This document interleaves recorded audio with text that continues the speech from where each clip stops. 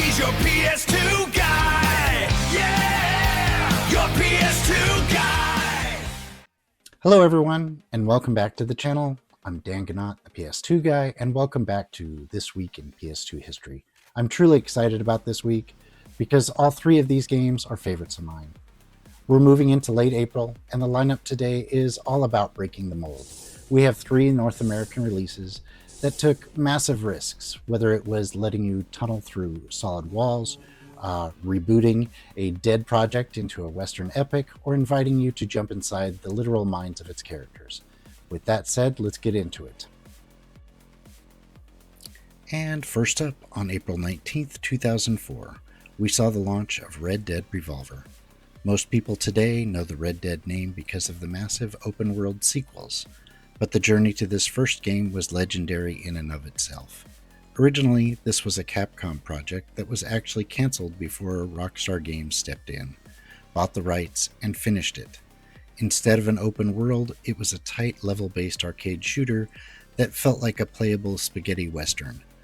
It introduced the Dead-Eye targeting system, that slow-motion mechanic that lets you paint targets on enemies, which became the signature staple of the entire franchise. What I love about this one is the style. It had a grainy film filter and an incredible soundtrack that made you feel like you were in a 1960s Clint Eastwood movie. It was gritty, it was stylish, and it proved that the Western genre still had a place in modern gaming. And exactly 1 year later, on April 19th, 2005, one of the most creative games of all time landed on the PS2, Psychonauts. Developed by Tim Schafer and the team at Double Fine, this game is a definition of a cult classic. You play as Raz, a circus performer who runs away to psychic summer camp to become a secret agent. The brilliance of this game was in its level design. Every major level took place inside the mind of a different character. This allowed the developers to throw out the rule book. 1 minute, you're a giant monster destroying a city of lungfish, and the next, you're unraveling a paranoid conspiracy in a twisted suburbia. While it didn't light up the sales charts at launch, its writing, humor, and sheer imagination have made it a legend. It's a game that respects the player's intelligence and constantly surprises you with new mechanics and visual styles.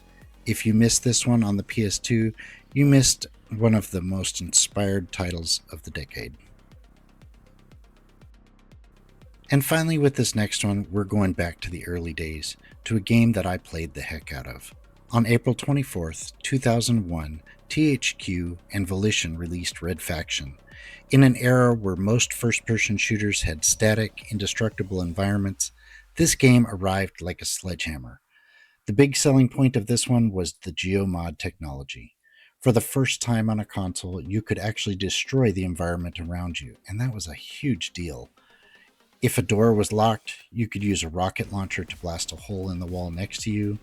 If you were pinned down by a sniper in a tower, you could literally take that tower out and watch it collapse by shooting the base of the tower. For 2001, seeing that level of physics-based destruction on a home console was mind-blowing. It added a layer of tactical freedom that we hadn't seen before.